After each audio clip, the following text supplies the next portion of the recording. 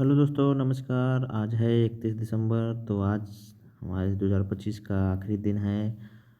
तो कल से 2026 की शुरुआत हो रही है। आप लोग पढ़ाई करते रहिए। 2026 नौकरियों का वर्ष है, आपकी सफलता का वर्ष है। तो आप लोग पूरे तन मन धन के साथ आप लोग पढ़ाई करिए और 2026 में हर हाल में सफलता आपको हासिल करनी ही करनी है।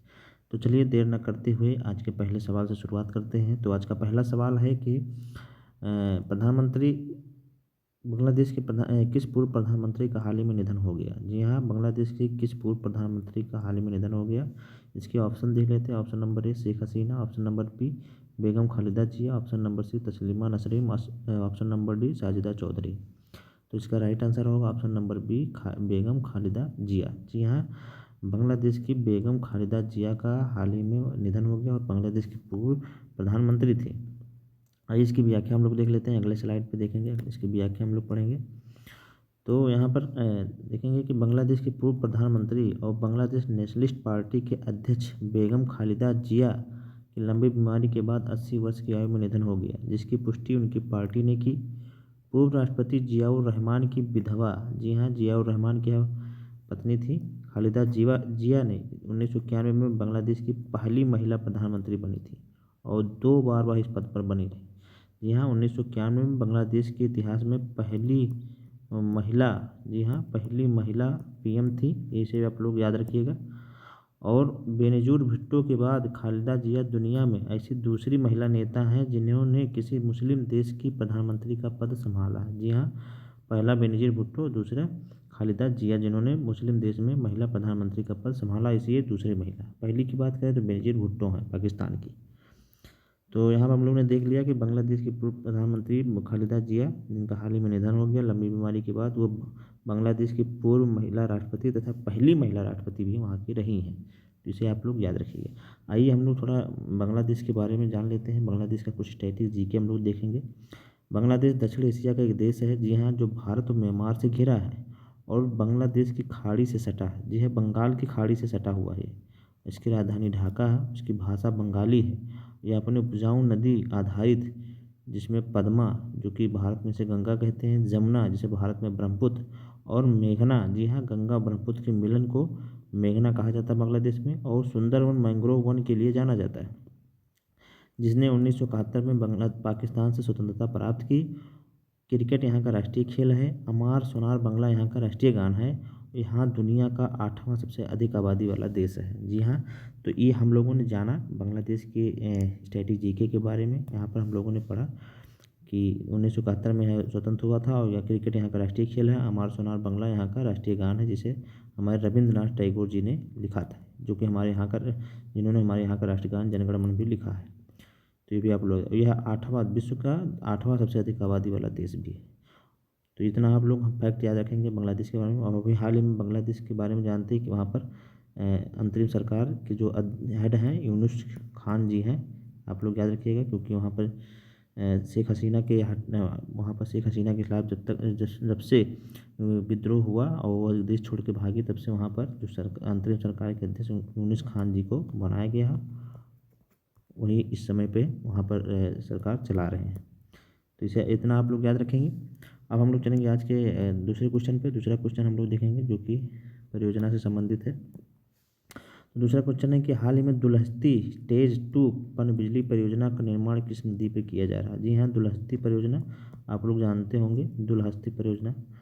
तो इसका स्टेज 2 जो है पनबिजली परियोजना का निर्माण किस नदी पे किया जा रहा है। इसके ऑप्शन देख लेते हैं। Option number A Jhelum, option number B Ravi, option number C Beas, option number D Chenab. तो इसका राइट आंसर होगा ऑप्शन नंबर डी चिनाब। जी हाँ, दुलहस्ती स्टेज 2 पनबिजली परियोजना का निर्माण चिनाब नदी पे किया जा रहा है। आइए इसकी व्याख्या हम लोग पढ़ते हैं, अगले स्लाइड पे देखेंगे। पर्यावरण मंत्रालय के तहत एक पैनल जम्मू कश्मीर के किश्तवाड़ जिले में, जी हाँ, पर्यावरण मंत्रालय के तहत जम्मू कश्मीर के किश्तवाड़ जिले में चिनाब नदी, जी हाँ, यहाँ पर चिनाब होगा, चिनाब नदी पर 260 मेगावाट की दुलहस्ती स्टेज 2 पनबिजली परियोजना को मंजूरी मिली है। जी हाँ, 260 मेगावाट की है। 130 वाट के दो यहाँ पर लगे हैं प्लांट। यह मंजूरी इस साल अप्रैल में हुए पहलगाम आतंकी हमले के बाद भारत द्वारा पाकिस्तान के साथ सिंधु जल संधि को निलंबित करने की पृष्ठभूमि में आई है, जिससे 3200 करोड़ से अधिक की अनुमानित लागत लगी है। जिसमें 3200 करोड़ से अधिक की अनुमानित लागत वाली इस रन ऑफ द रिवर परियोजना के निर्माण की निविदाएं जारी करने का मार्ग प्रशस्त हुआ है। तो यहाँ पर हम लोगों ने देख लिया कि जो दुलहस्ती स्टेज 2 पनबिजली परियोजना है हमारी चेनाब नदी पे 260 मेगावाट का है ये। और यह इस परिप्रेक्ष्य में आया कि जब अप्रैल में पहलगाम आतंकी हुए थे तो वहाँ पर मोदी ने मतलब भारत सरकार ने पाकिस्तान के साथ सिंधु जल समझौता को निलंबित कर दिया था। यह 3200 करोड़ से अधिक की अनुमानित परियोजना इसकी लागत है। और इससे जो लाभार्थी राज्य होंगे इसमें पंजाब है, हरियाणा है, उत्तर प्रदेश है, राजस्थान है और दिल्ली सहित कई राज्य। जी हाँ, पंजाब, हरियाणा, उत्तर प्रदेश, राजस्थान और दिल्ली सहित कई राज्य से लाभान्वित हो।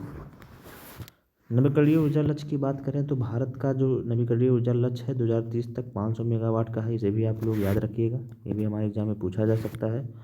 और अब आइए थोड़ा हम सिंधु जल समझौता के बारे में जान लेते हैं। जी हाँ, भारत और पाकिस्तान के बीच यह सिंधु जल समझौता 1960 में हुआ था। इसके तहत 3 पूर्वी नदियों, जी हाँ, इस संधि के तहत 3 पूर्वी नदियों जिसमें रावी, ब्यास और सतलुज का नियंत्रण भारत के पास, जबकि 3 पश्चिमी नदियों सिंधु, झेलम, चिनाब की जल पाकिस्तान को आवंटित है। हालांकि भारत को पश्चिमी नदियों पर बिजली उत्पादन के लिए रन ऑफ द रिवर परियोजना बनाने का सीमित अधिकार है।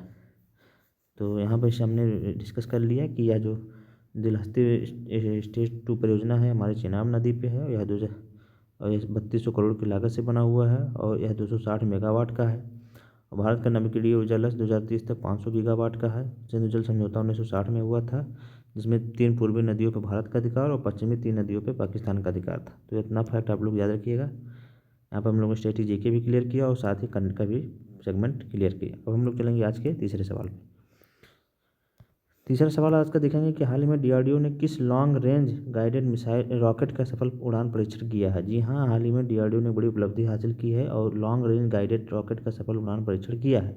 आइए इसके ऑप्शन देख लेते हैं। Option number A Trishul, option number B Samar, option number D C Pinaka, option number D Agni. तो इसका राइट आंसर होगा ऑप्शन नंबर सी पिनाका। जी हाँ, हाल ही में डीआरडीओ ने Pinaka long range guided rocket का सफल परीक्षण किया है। आइए इसकी व्याख्या हम लोग पढ़ेंगे, अगले स्लाइड पर देखेंगे पिनाका के बारे में। रक्षा अनुसंधान और विकास संगठन डीआरडीओ, जी हाँ, डिफेंस रिसर्च डेवलपमेंट ऑर्गेनाइजेशन ने चांदीपुर के एकीकृत परीक्षण रेंज में Pinaka long range guided missile का सफल उड़ान परीक्षण किया है। रॉकेट का परीक्षण उसके अधिकतम 120 किलोमीटर की सीमा के लिए किया गया। इस रॉकेट को armament research and development establishment द्वारा high energy materials research laboratory के सहयोग से defence research and development laboratory और रिसर्च सेंटर इमारत के समर्थन से डिज़ाइन किया गया है। तो यहाँ पर हम लोग ने देख लिया कि ये पिनाका जो है ये लॉन्ग रेंज गाइडेड रॉकेट है, जिसका सफल परीक्षण डीआरडीओ के द्वारा किया गया है और चांदीपुर में किया गया है। इतने फैक्ट आप लोग याद रखिएगा। इसका नाम क्या है, पहले पिनाका रखेंगे, उसके बाद किसने किया तो रक्षा अनुसंधान संगठन में डीआरडीओ ने किया, चांदीपुर में किया और यह लॉन्ग रेंज का है। उसकी अधिकतम जो है 120 किलोमीटर की रेंज का है ये। और इसका जो निर्माण है यहाँ पर रिसर्च एंड डेवलपमेंट एस्टेब्लिशमेंट द्वारा high energy materials research laboratory के सहयोग से defence research development laboratory and research centre Imarat के समर्थन से डिज़ाइन किया गया है। यह 44 सेकंड में 12 रॉकेट दाग सकता है, यानी हर 4 सेकंड में एक रॉकेट। जी हाँ, हर 4 सेकंड में एक रॉकेट यह दागता है। और इसका नाम जो है शिव के धनुष पिनाक के नाम पर पिनाका रखा गया है। इसकी रेंज को 120 से 300 किलोमीटर तक बढ़ाने की योजना है, तो इसे भी आप लोग याद रखिएगा। आइए थोड़ा हम लोग डीआरडीओ के बारे में जान लें। डीआरडीओ के स्टैटिक जीके देख लेते हैं। डीआरडीओ की डिफेंस रिसर्च डेवलपमेंट ऑर्गेनाइजेशन रक्षा मंत्रालय के अनुसंधान विंग है। इसका गठन 1 जनवरी 1958 को हुआ था। इसका हेडक्वार्टर दिल्ली है और उसके अध्यक्ष जो है वर्तमान में समीर बी कामत है। और इसका जो ध्येय वाक्य है, ये भी आप कभी कभी पूछ लिया जाता है, बलस्यम मूलम विज्ञानम। जी हाँ, बलस्यम मूलम विज्ञानम, यह इसका ध्येय वाक्य है, इसे भी आप लोग याद रखिएगा। हम लोगों ने तीसरा क्वेश्चन डिस्कस कर लिया। अब हम लोग चलेंगे आज के अगले क्वेश्चन चौथे पे। जी हाँ, चौथा क्वेश्चन हम लोग डिस्कस करेंगे। आज का चौथा क्वेश्चन है कि महान कला निर्देशक के सहियार का 72 वर्ष आयु को निधन हो गया। जी हाँ, महान कला निर्देशक के शहरयार का। तो यहाँ हम लोग फिर से देख लेते हैं कि महान कला निर्देशक के शेखर का, जी हाँ यहाँ पर शेखर होगा, के शेखर का 72 वर्ष की आयु में निधन हो गया। जी हाँ, इसे आप लोग शेखर कर लीजिएगा। यहाँ पर शेखर का 72 वर्ष की आयु में निधन हो गया। तो इसकी आइए व्याख्या हम लोग देखते हैं। दिग्गज महान कला निर्देशक के शेखर, जी हाँ के शेखर का 27 दिसंबर 2025 को तिरुवनंतपुरम में निधन हो गया। इसे आप लोग शेखर लिख लीजिए, इनका शेखर नाम है। यहाँ पर टाइपिंग में मिस्टेक हो गई है।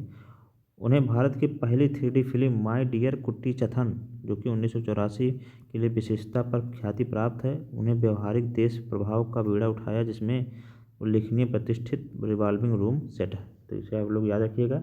यह महान कला निर्देशक थे के शेखर, इनका 72 वर्ष की आयु में निधन हो गया। उन्होंने पहली 3D फिल्म माय डियर कुट्टी चथन, जो कि 1984 के लिए विशेषता पर ख्याति प्राप्त है। अगला देखेंगे, काकोई रिजर्व फॉरेस्ट में पहली बार क्लाउडेड लेपर्ड देखा गया। जी हाँ, क्लाउडेड लेपर्ड को देखा गया कहाँ पे? काकोई रिजर्व फॉरेस्ट में, जो कि असम। आइए इसकी व्याख्या हम लोग देखते हैं कि 28 दिसंबर 2025 को असम के काकोई, जी हाँ काकोई, असम के काकोई आरक्षित वन में कैमरा ट्रैप के माध्यम से क्लाउडेड लेपर्ड को कैप्चर किया गया। इससे सिद्ध होता है कि यह दुष्प्राप्य बिल्लियाँ प्रमुख राष्ट्रीय उद्यानों के बाहर छोटे वन क्षेत्रों में निवास करती हैं। क्लाउडेड लेपर्ड को IUCN के रेड लिस्ट में संकटग्रस्त की श्रेणी में सूचीबद्ध किया गया है और भारत के वन्य जीव संरक्षण नियम 1972 की अनुसूची 1 के तहत संरक्षित किया गया है। इसका वैज्ञानिक नाम नियोफिलस नेबुलोसा है। तो इसे आप लोग याद रखिएगा। यहाँ पर हमने देख लिया कि काकोई रिजर्व फॉरेस्ट कहाँ पे है, तो ये असम में है। इसमें पहली बार क्लाउडेड लेपर्ड को देखा गया है। और फिर हमने देखेंगे कि क्लाउडेड लेपर्ड जो है यह IUCN की रेड लिस्ट में संकटग्रस्त की श्रेणी में सूचीबद्ध है और वन्य जीव संरक्षण नियम 1972 की अनुसूची 1 के तहत संरक्षित किया गया है।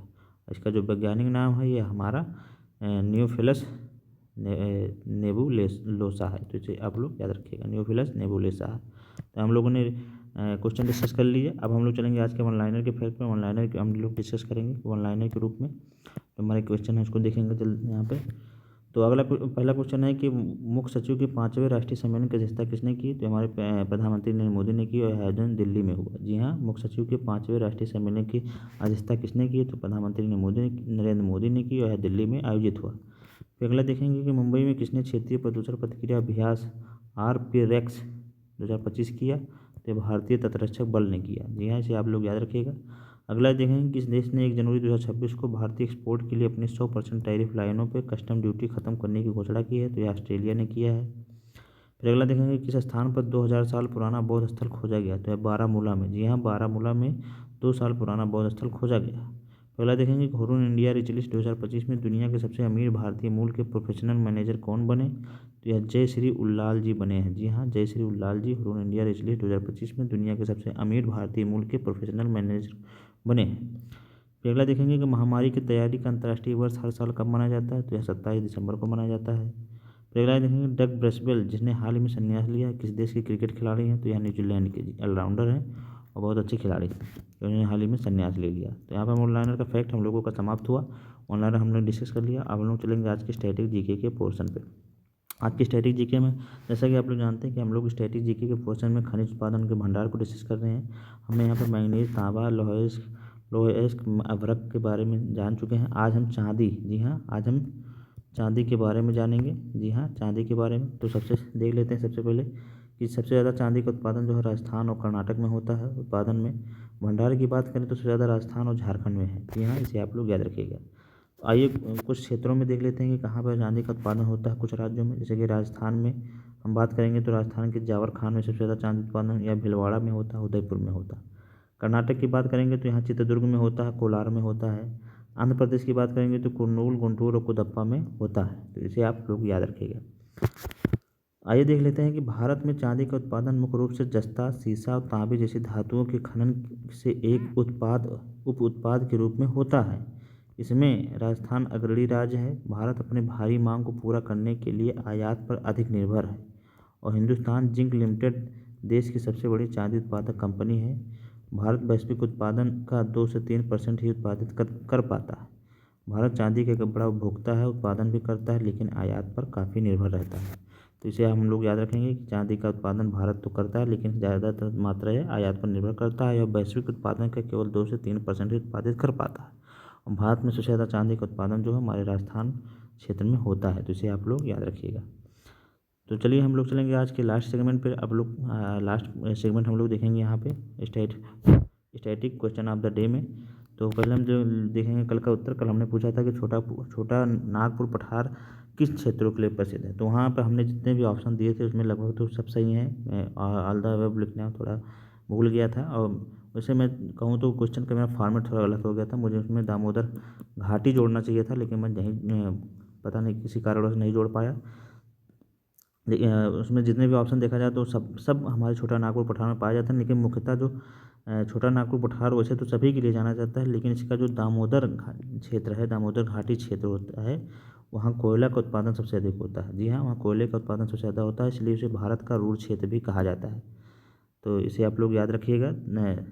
कल का क्वेश्चन को आप लोग याद कर लीजिए और यहाँ पर अपने उत्तर को देख लीजिएगा। काफ़ी लोगों ने इसका शानदार आंसर दिया था, सभी का धन्यवाद। अब हम लोग चलेंगे आज के क्वेश्चन ऑफ द डे में। जी हाँ, आज का क्वेश्चन ऑफ द डे, आज का क्वेश्चन है कि दक्षेस, जी हाँ, सार्क की स्थापना कब हुई है। इसके ऑप्शन देख लेते हैं। Option number A 1982, option number B 1992, option number C 1985, option number D 1984। तो इसका आंसर आप लोग हमारे कमेंट बॉक्स में दीजिएगा कि दक्षेस यानी सार्क की स्थापना कब हुई और इसका हेडक्वार्टर कहाँ है। आप लोग इसका भी आंसर आप लोग हमारे कमेंट बॉक्स में दीजिएगा कि सार्क का जो हेडक्वार्टर है ये कहाँ पे है। तो इसका आंसर आप हमारे कमेंट बॉक्स में दीजिएगा, इसका हेडक्वार्टर और इसकी स्थापना कब हुई थी, हमारे कमेंट बॉक्स में इसका आंसर आप लोग देंगे। तो आज की क्लास आप लोगों को कैसी लगी। आज साल का आखिरी दिन है और आप लोग कल से नए साल का आरंभ हो जाएगा और 2026 लग जाएगा। आप लोग पढ़ाई करते रहिए, खूब मन से अपने पढ़ाई करिए, तन मन धन से लग जाइए। इस साल आपको सफल होना ही होना है और सब कुछ ऐसी चीज़ों को जिससे आपको डिस्टर्बेंस फील होती है, डिस्टर्बेंस जहाँ से होती है, उन सब चीज़ों को आप लोग त्यागिए, अपने पढ़ाई में लगिए। एक बार मन लगा के पढ़ लीजिए, सफलता के बाद तमाम ऐसी चीज़ें आपको आसान लगने लगेंगी जो आज आपको कठिन लग रही हैं। तो आप लोग खूब मन से पढ़ाई करिए। फिर हम लोग मिलेंगे एक नए वीडियो में एक नए कंटेंट के साथ। और चलने से पहले हम आपको बता दें कि हमारा ये जो GS with Prem YouTube channel है, जी हाँ आप लोग हमारे इस GS with Prem YouTube channel को आप लोग हमारे सब्सक्राइब कर लीजिए तथा PDF पाने के लिए भी हमारे इसी टेलीग्राम चैनल को @ लगा कर आप लोग सर्च कर सकते हैं, या हमारे डिस्क्रिप्शन में जाइएगा वीडियो के, वहाँ पर टेलीग्राम चैनल है, वहाँ से आप लोग ज्वाइन करके इसकी PDF भी प्राप्त कर सकते हैं। और जल्दी हम आप लोगों को GS का भी क्लास प्रोवाइड करवाएंगे। आप लोग हमारे इस चैनल को सब्सक्राइब करें, अपने दोस्तों में भी ज़रूर शेयर करें। यहाँ पर सभी प्रकार के करंट अफेयर तथा स्ट्रेटेजी के सवाल क्लियर कराए जाते हैं जो आपके एग्जाम के दृष्टिकोण से महत्वपूर्ण होते हैं। तो चलिए फिर हम लोग मिलेंगे एक नए साल पे एक नए कंटेंट एक नई वीडियो के साथ। तब तक के लिए आप सभी को नए साल की बहुत बहुत हार्दिक शुभकामनाएं। तब तक के लिए नमस्कार, जय हिंद।